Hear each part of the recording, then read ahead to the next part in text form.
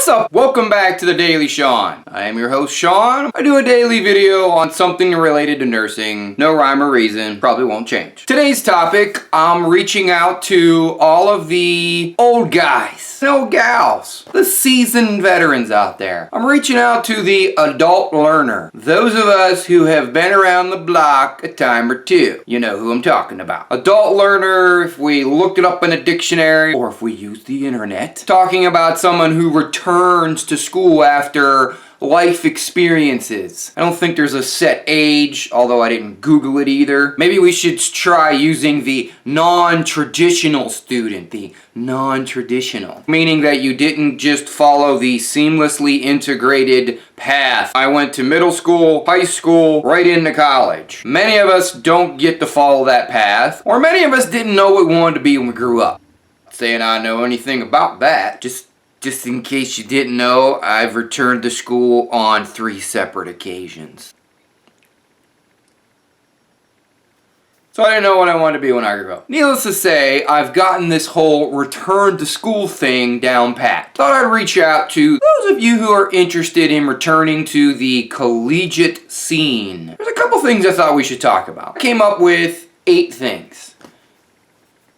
8 things that I think you need to address before you return to school, or 8 things you should address the minute that you are applying, accepted into a scholastic program of some sort. Number 1, you need to get comfortable with technology, mobile devices, computers, iPads. I'm not saying you need to be an expert, simply saying you should know how to turn the thing on, navigate through the basic menus. Being familiar with technology means understanding the lingo, knowing what a web browser is, understanding the basics of a computer. When you need to show up in computer lab, you understand how to navigate through the technology. Bluetooth, Wi-Fi. Familiarize yourself with that kind of technology. You need to have some basic understanding. Number 2, you should also have a firm grasp of the internet. Once again, not asking you to be a coder and be able to code HTML and be able to create web pages,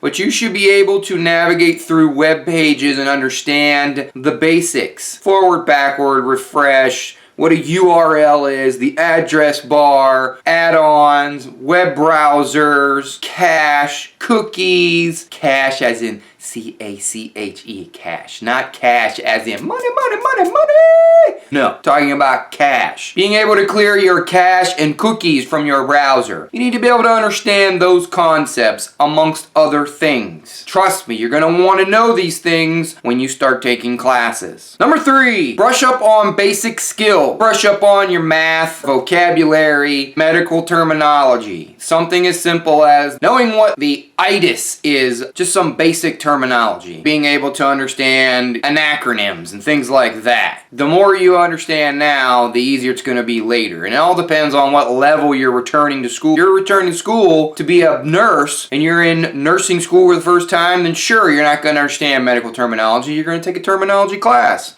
But if you're returning to school to advance your career, you should probably brush up on some of the terminology. If anything, make sure you brush up on your math skills. You're going to need your math skills. Number 4, know ahead of time how you learn. What kind of a learner are you? Are you better with live instruction? Can you do the web version of? Are you someone that likes to study by yourself? Or do you like to be in a group? Are you a visual learner? You like graphs and arrows and circles, like me? Or are you okay with just the written word, writing down verbatim whatever is being taught? Are you someone that likes to pre-read? Pre-read? Pre-read. Yes, pre-read is actually a term out there. Do you read ahead of time and learn better, or are you okay with the lecture and then getting a textbook later? These are things you want to think about. You're not going to understand or know all of them until you actually start taking classes. Number 5, refresh your organization skills. If you are already a nurse, then you probably have this down pat. But if you're just now entering nursing school, you're going to need to start getting your ducks in a row, Said that before, look that one up. Hey, you need to get your shit together. Be organized with your calendars and scheduling. You're gonna have to divvy up your time appropriately with classes, family duties, work, all those other things. You need to be able to understand how you're gonna put that all under one umbrella. Number 6. I want you to reach out to online communities. Once you have established basic understanding of technology, a basic understanding of web browsers and the internet, I want you to go looking for a nursing community. If you have found me, then you know what a nursing community is. While my community is very small in regards to many others, this is in fact a nursing community. There are many out there. Allnurses.com, other websites out there that are web portals that are online communities where you can communicate with other nurses. There's all kinds of Facebook groups out there. All you gotta do is just type in nurse. It's very simple. Besides, it'll be a great exercise for you to understand how to create an online account or create an online identity, which is a wonderful segue into my 7th suggestion. You need to reach out and become familiar with social media and social networking. Yes, there is a difference between social media and social networking. You may want to become familiar with that. Facebook, Twitter, Instagram, Google+, Snapchat. Hint, hint, Snapchat. I'm out on Snapchat at Sean P. Dent. Come find me. And when you find me, make sure you tell me how you found me.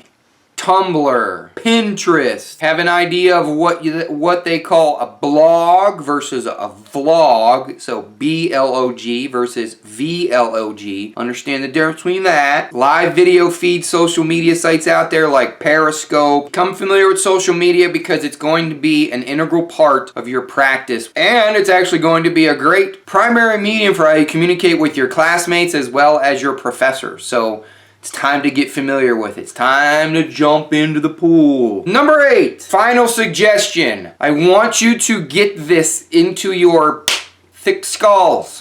Yes, thick skulls, because I too had a thick skull when I was a returning student. I want you to get used to this concept. Be okay with not knowing. You need to be okay with not knowing. And you need to be okay with being confused. It's okay. You are now the new kid on the block. Welcome to the party. There's gonna be aspects about school that you're gonna have no idea about, because when you were in school previously, they probably didn't have half the stuff that we have now. Practice protocols have changed, have been enhanced. Medical therapies are new and exciting. So be okay with not knowing. Be okay with being confused. Get comfortable with being uncomfortable, because it's something that is going to be a part of your practice until you retire. What'd you think? 8 tips for the returning student, the adult learner, the old people who are going back to school. Good, bad, great, did it suck? You know I want to hear from you.